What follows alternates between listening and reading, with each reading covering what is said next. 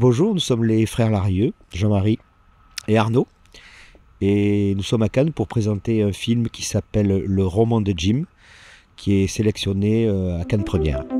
Ce soir-là, ce n'est pas tout à fait une inconnue qui s'est approchée de moi. Florence. Je l'aime beaucoup ton ventre. T'es gentil. Qui va s'en occuper de ce loustic? Bah moi, avec celui qui sera là quand tu sortiras. C'est un film réaliste, mais d'un réalisme contemporain. Il est adapté d'un roman. Donc ce réalisme, en fait, il rejoint assez rapidement le romanesque. Voilà. Et ce qu'on a beaucoup aimé, c'était d'être dans le quotidien, de raconter une vie sur 25 ans et d'atteindre au romanesque sur un sujet central qui est celui d'une relation père-fils. Donc ça tourne autour de la paternité, mais avec un père qui n'est pas le père dit naturel. Pour nous, le genre cinématographique, c'est un peu comme une boussole qui nous dirige tout au long du film. Donc ça voulait dire travailler sur l'émotion. Si on fait un mélo, on sait qu'à un moment donné, il va falloir provoquer de l'émotion chez le spectateur. Et là, je pense qu'entre l'histoire qu'on avait, les personnages et surtout les acteurs, si on atteint à cette émotion-là, c'est parce qu'on sera juste dans ce qu'on raconte. Et ils seront juste dans la manière de le jouer. Et je pense qu'on y est arrivé. Mais grâce à eux. Il faut laisser la possibilité à Christophe de faire connaissance avec son fils. Son fils. Hop. Ah, mon gamin. Il va falloir que j'appelle aussi papa, Christophe. On parle de manipulation dès qu'on parle d'émotion, alors que les comédies, le rire, c'est exactement pareil. Comme s'il y avait une culpabilité à émouvoir les gens, alors que ça n'existe pas quand on veut les faire rire. Dès qu'il y a un film sur la famille, on va dire que c'est quelque chose donc sur la tradition.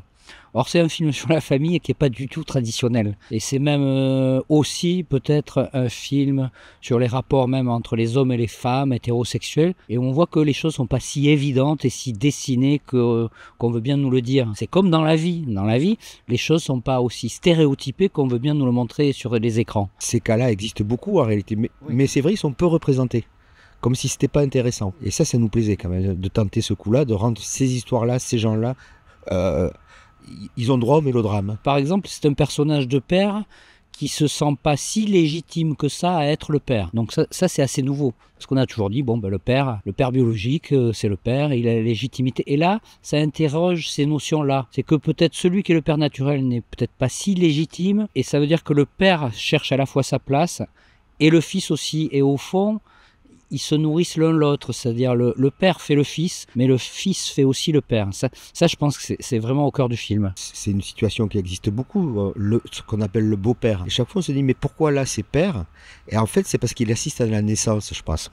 Et c'est là qu'il devient le père. Mais c'est Christophe qui a foutu la main entre vous. Si on avait été encore amoureux, jamais on l'aurait laissé s'installer avec nous. Je crois qu'on reste ensemble à cause de Jim. À Jim. Ah, Jim. Ton messager vient de me parler de votre beau projet. T'inquiète pas, on va s'arranger. Tu viendras souvent.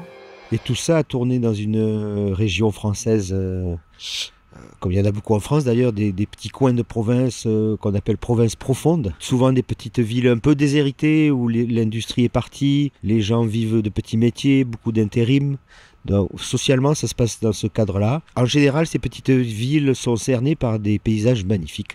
Et là, il s'agit donc du Jura. L'histoire des gens est très importante, c'est toute l'histoire du film. Et donc, on inscrit les acteurs et les personnages dans l'espace. Tout le monde parle des paysages, tout ça, mais c'est aussi notre manière de les filmer. On aime que ça se passe quelque part, et que ce quelque part soit vraiment là.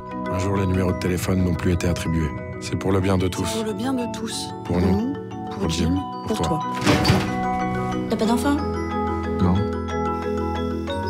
T'as une autre vie? Oui. Raconte.